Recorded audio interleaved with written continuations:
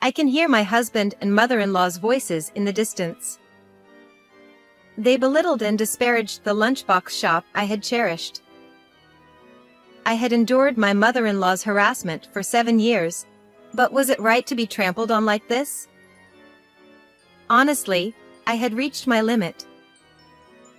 I had endured many hardships, but never had I felt such frustration. I was so upset that I couldn't even cry. "Please, let me get a divorce," I said, forcing the words out from the back of my throat. The next day, I started quietly preparing to leave, packing my belongings. Click.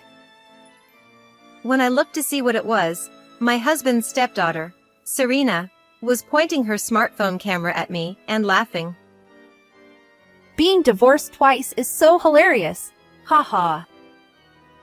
Pathetic!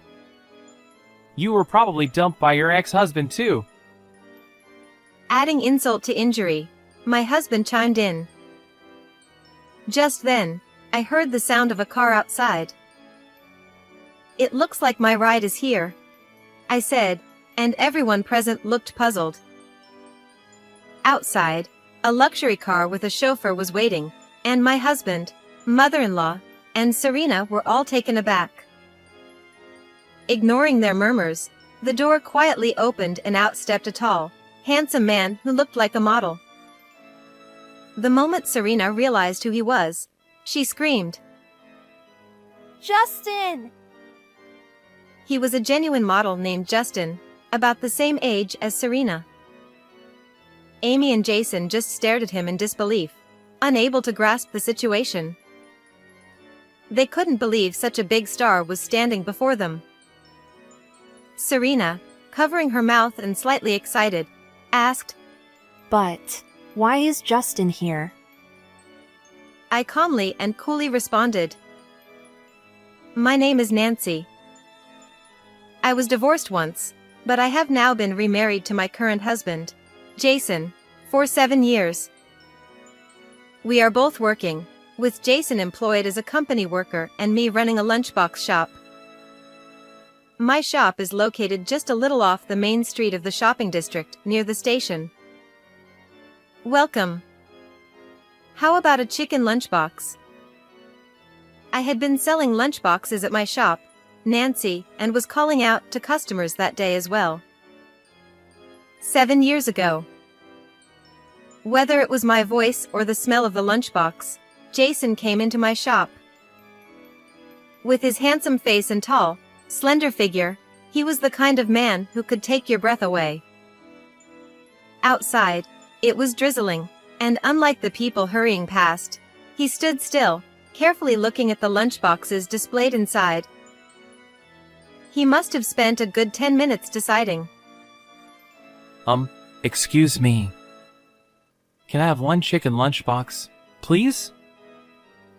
I remember how he looked embarrassed as he brought it to the register. After he paid, I put the lunchbox in a plastic bag and handed it to him. He then asked, Do you have some time after this? Maybe we could have a meal together. No, that would be inappropriate, I replied. Then, could I at least get your contact information? Of course, I refused that too, but he came back another day.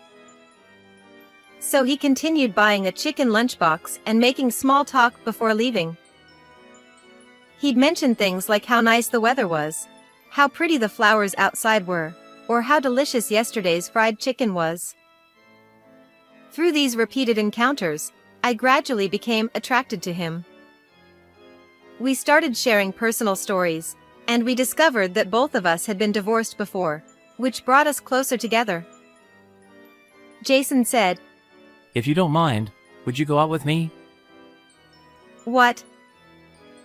Actually, I fell in love with you at first sight when we met. He confessed.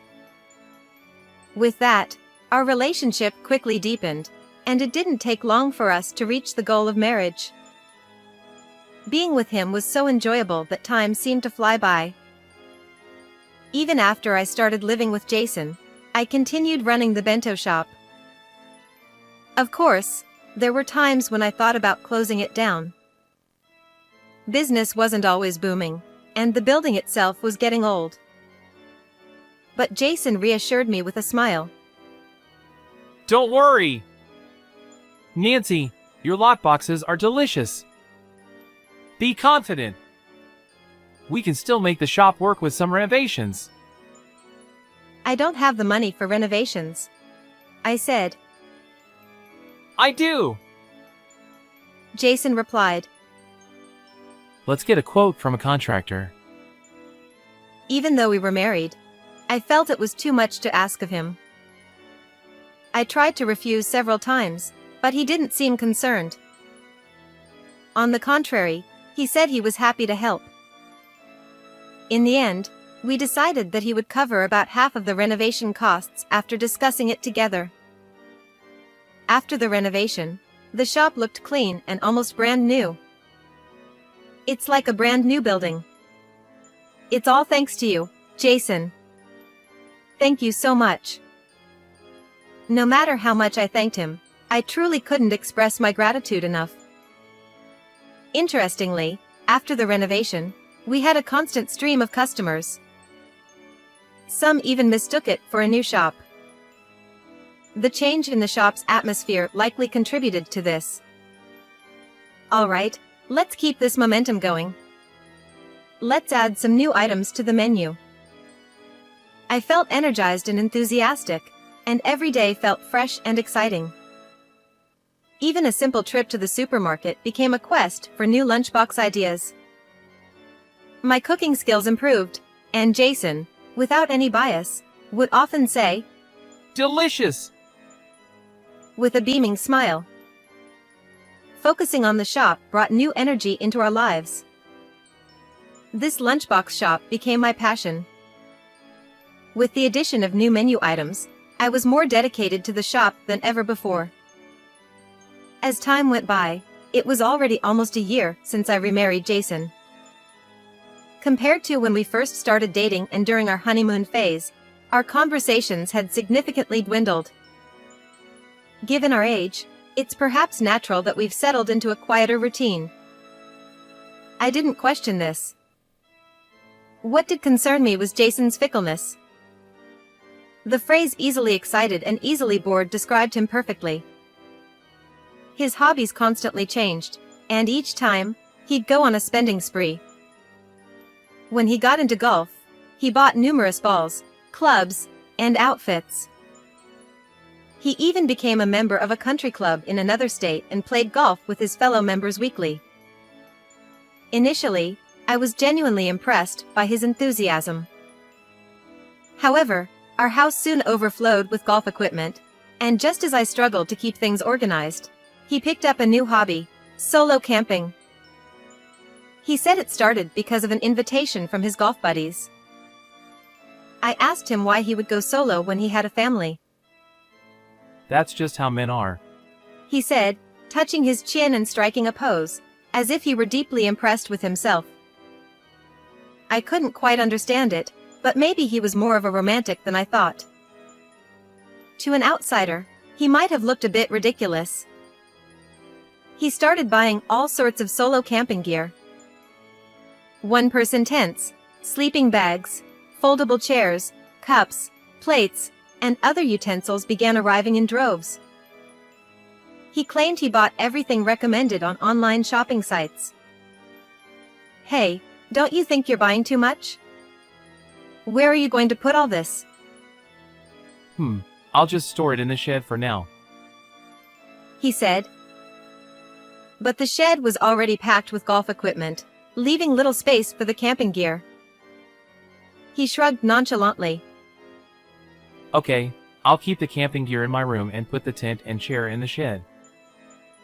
He decided. So, he spent some time organizing the shed and finally managed to squeeze everything in. Jason's hobbies included not just camping, but also motorbikes, fishing, and bouldering. His equipment occupied various parts of the house, making it hard to keep track of where anything was stored. It seemed like he didn't have a concept of throwing things away, and the items just kept piling up. Eventually, his enthusiasm for solo camping faded, and the camping gear was left untouched. It was always my job to clean up the house, but my mother-in-law, Amy, would just watch and criticize. Nancy? You're touching Jason's things again without permission?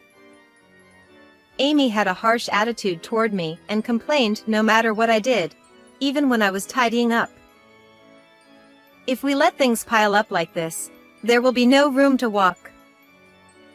Excuses. Excuses.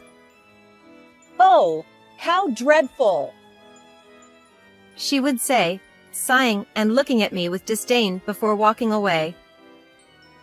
When I remarried and moved in with Jason, his mother also came to live with us. I'll be staying with you, she said, showing up with a large Boston bag and a carry-on suitcase. I was shocked. Apparently, Jason had approved the arrangement without telling me. I whispered to him, "You didn't tell me about this." It'll be fine. Mom's a good person, and I'll protect you if anything happens. He assured me. But I had a bad feeling. My intuition was right. The very next day, Amy's verbal attacks began. A bit bland, isn't it? I can't taste anything, she'd say, pouring more soy sauce or vinegar on the stew. If the cooking here is this bad, the lunchbox must be nothing special. Her words stung, making me feel as though all my efforts were being dismissed. Mom, please stop. Nancy made this for us.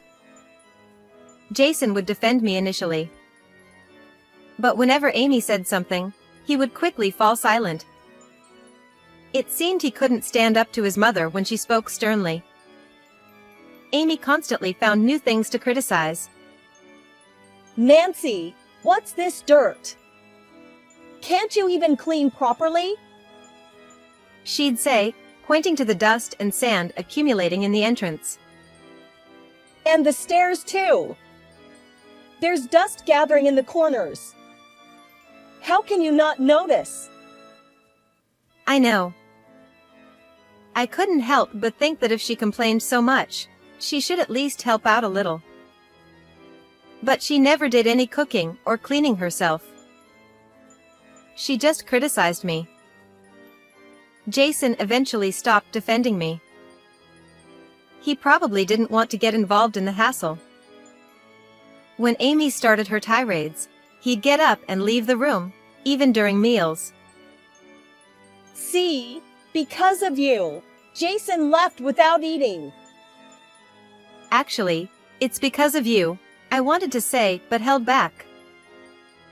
Jason's stepdaughter, Serena, also looked down on me, encouraged by Amy. Hey, I told you I hate fish. Why did you serve it? Are you trying to annoy me? As a high schooler, Serena was outspoken and spoiled by Amy, refusing to eat anything she didn't like. Whatever. I'm done, she'd say, leaving the table, ignoring my efforts to provide balanced meals. I wondered how long this daily struggle would continue. Despite my worries, I put on a cheerful face at the lunchbox shop, my one sanctuary. Since the lunchbox shop gained popularity, sales have increased, and we have acquired several large clients. This was unimaginable before the renovation. The shop's success is thanks to Jason, I thought. I tried everything I could, new seasonal menus, and smaller and healthier options for women. Still, Amy and Serena scoffed, making me feel frustrated. Even after 7 years of marriage, nothing changed. Despite the constant sarcasm, I developed a habit of letting their comments go in one ear and out the other. When I didn't react to their remarks, Amy and Serena seemed to lose interest and eventually stopped. Meanwhile, Jason started coming home late more frequently. I wondered what was going on, but the smell of perfume on his suits and shirts gave it away. It was a sweet, feminine scent, unlike anything Jason would wear. He must have another woman. A man who quickly loses interest in his hobbies likely does the same with relationships. Amid these troubled days, I returned home after a day at the lunchbox shop to find Jason making an unexpected demand. We're selling the lunchbox shop for cash. You should find a job that pays more, he declared. I was stunned, standing still with my eyes blinking in disbelief. What? Did you just say we're selling the shop? That's right! Get rid of that lunchbox shop that only poor people visit. He insisted. I had no idea what had brought this on. Soon, Amy joined in from behind, gleefully saying, That's right.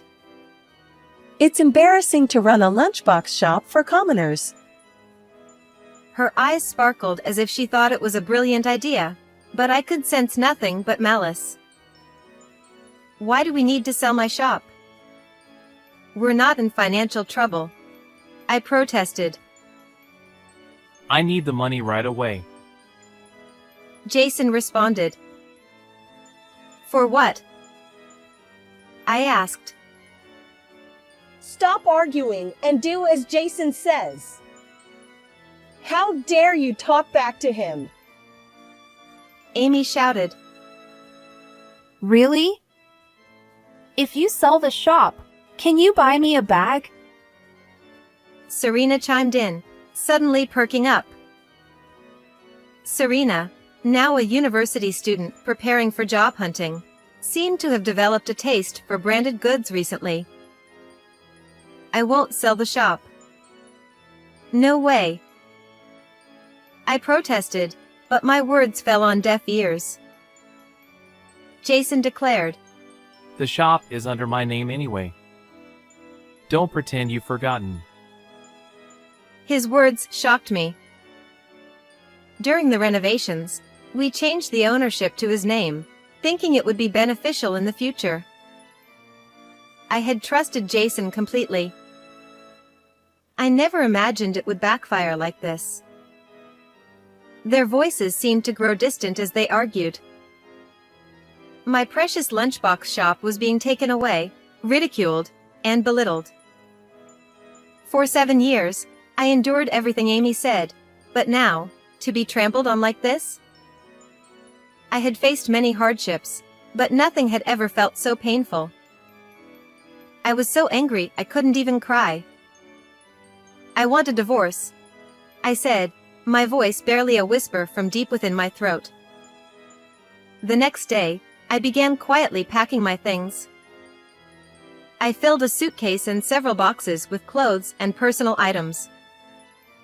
I even packed the mug I used. Click. I heard the sound of a camera shutter. When I looked up, Serena was aiming her camera at me, laughing. Divorced twice? That's hilarious. She mocked. Miserable, are you? Got dumped by your first husband too, huh? Jason added, twisting the knife. At that moment, he reminded me of his mother. I supposed it was natural, given they were related. Amy was humming happily. As I finished packing and carried my things to the entrance, I heard a car pulling up outside. It looks like my ride is here, I said. Everyone looked puzzled as I opened the door and stepped outside with my luggage. A chauffeur-driven luxury car was parked outside, leaving Jason, Amy, and Serena stunned. Amy asked, What's with this car? Jason added, A luxury car? Why? Serena noticed someone stepping out of the car, and exclaimed, Hey! Someone's getting out! Ignoring their murmurs, I watched as the car door opened. Out stepped a tall, handsome young man, looking like a model. The moment Serena recognized him, she screamed. Justin! The young man, Justin, was a bona fide model, not just in America but globally. He was a national heartthrob, starring in hit dramas and movies. His roles ranged from charming high school boys to enigmatic villains, earning him a reputation as a genius actor. Amy and Jason stared at him, failing to comprehend who he was. They couldn't believe such a big star was in front of them. Serena, covering her mouth in excitement, asked, But why is Justin here? Calmly and composed, I replied, He's my son. What? Serena and Jason shouted in unison. Justin gave a polite bow to the bewildered trio. Thank you for taking care of my mom. He said, his tone gentle but his eyes stern. His impeccably handsome face delivered the words coldly, making Jason, Amy, and Serena feel the weight of his gaze. It wasn't quite a glare, but the intensity was palpable, filling the air with a tense energy. Justin continued, I've done a thorough investigation into your activities. Jason flinched, his shoulders twitching. His face turned pale, and beads of nervous sweat appeared. Justin said, Of course, I'm aware of the situation with the shop. We will be seeking appropriate compensation from you.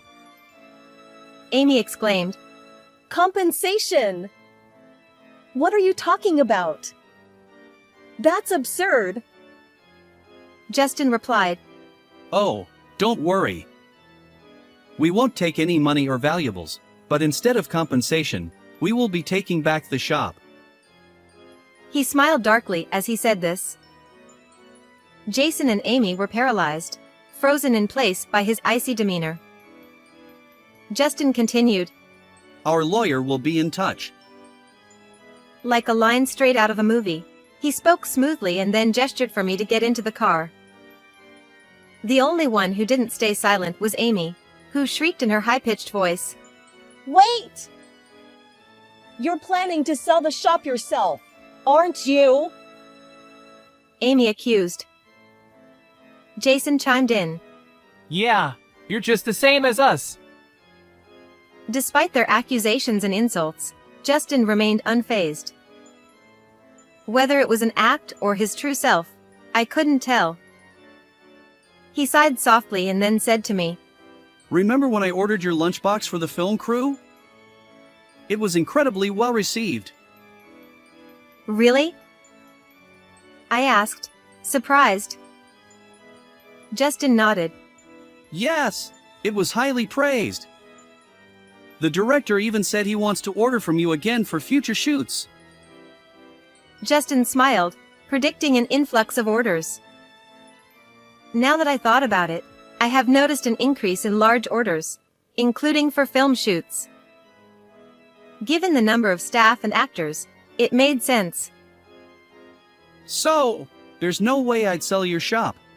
Justin declared. Justin. I muttered, feeling my eyes well up with tears. I had never imagined seeing my son stand so tall and be so dependable. This wasn't a movie, it was my reality, and it filled me with immense joy. Serena opened her social media app and navigated to a famous actor's account. There, she saw a post featuring Nancy's lunchbox with a hashtag and thousands of likes. Serena exclaimed, This is crazy! It's totally viral! She then turned to Jason, yelling, Why didn't you tell me Justin was her son? Jason and Amy, still in shock, stood there with their mouths agape, unable to process what was happening. Ignoring their commotion, I got into the car with Justin. As the car drove off, we caught up on our lives and laughed together. It reminded me of 10 years ago, back when Justin was in middle school and I was running the lunchbox shop with my previous husband. The shopping street was bustling with activity, and our regular customers and other shop owners frequently bought our lunchboxes. Even back then, Justin was a popular, handsome middle schooler and well known as the poster boy of our shop. Somehow, word got out, or maybe it was just fate, but a scout from a modeling agency stopped by and asked if Justin would be interested in modeling for magazines. Justin seemed hesitant, but I encouraged him. Don't worry about the shop. Give it a try. Not everyone gets this kind of opportunity, I said. But, Justin hesitated. If you don't like it, you can always come back to the shop, I reassured him. From then on, Justin appeared in various magazines and thrived as a model. However, just as things were looking up, my husband had an accident. On his way back from delivering lunchboxes, he made a detour to buy some extra ingredients and collided with a large truck. By the time I rushed to the hospital, it was too late. I still remember the feeling of falling into a dark abyss, with no light in sight. I didn't know what to do about Justin's schooling. Then, the agency suggested that Justin study abroad, thinking it would be a good opportunity for him to expand his modeling career. Mom, I'll become more famous and come back for sure. Until then, don't give up on the lunchbox shop, Justin had said. So, Justin went overseas to study, and I stayed behind to run the lunchbox shop alone. Even while he was abroad, we kept in touch, and I occasionally mentioned my remarriage. But I kept Justin's existence a secret from Jason. I worried that revealing it to my new family might cause unnecessary trouble. I didn't want anything to hinder my son's career. Even after remarrying, Justin and I continued exchanging messages regularly. However, to avoid worrying him, I didn't mention Amy's harassment or the issues with the shop's ownership. I always sent the same messages, saying I was doing well and encouraging him to do his best. Despite that, Justin seemed to sense something was off. Recently, I've been worried about you, Mom. So, I looked into a few things. Justin admitted. Oh, you silly boy. I'm sorry for making you worry, I said. No, I didn't want anything bad to happen to you. Justin replied. Welcome home. Thanks, Mom.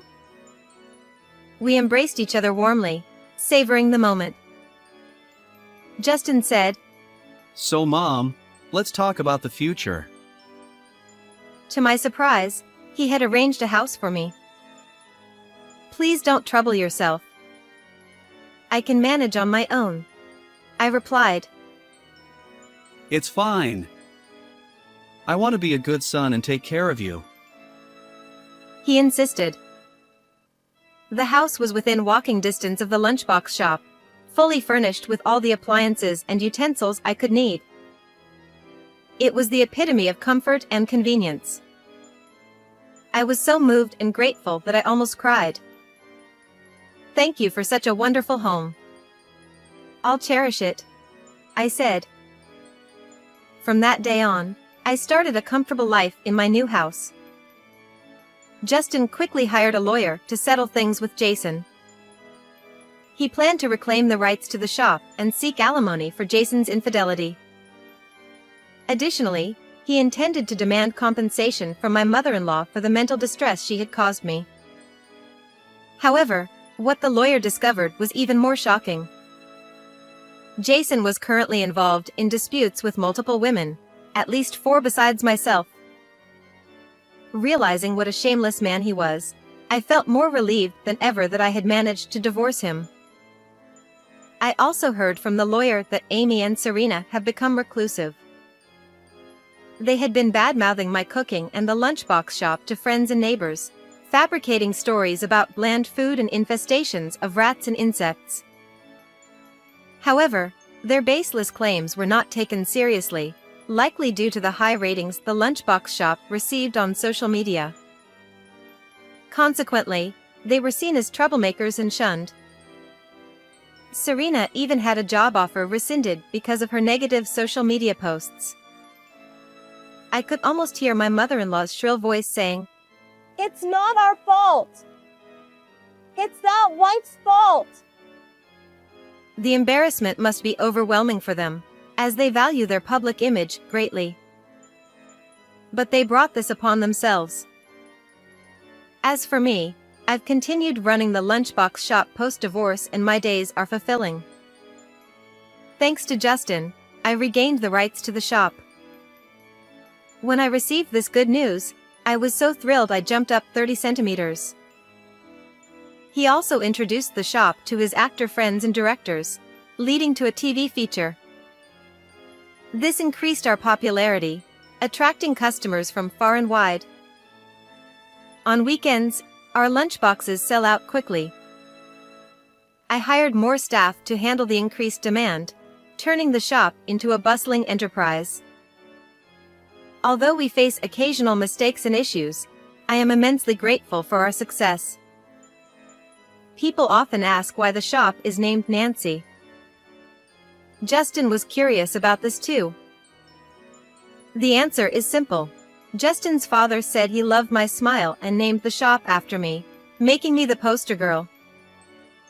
Hearing this, Justin, our customers, and employees all respond with an enlightened I see. This shop was never just my endeavor, it has always been a joint effort. And now, with Justin and the employees, it's even more so. The busy shop is filled with a variety of lunchboxes, from staple items to trendy new ones. Welcome. How about a hearty chicken lunchbox? It reads a sign promoting our #1 seller. A young man near the sign picks up a chicken lunchbox and brings it to the register. Thank you, I say as I make it a point to stand at the counter and serve customers alongside my team. Today, the lunchbox shop Nancy is as bustling as ever.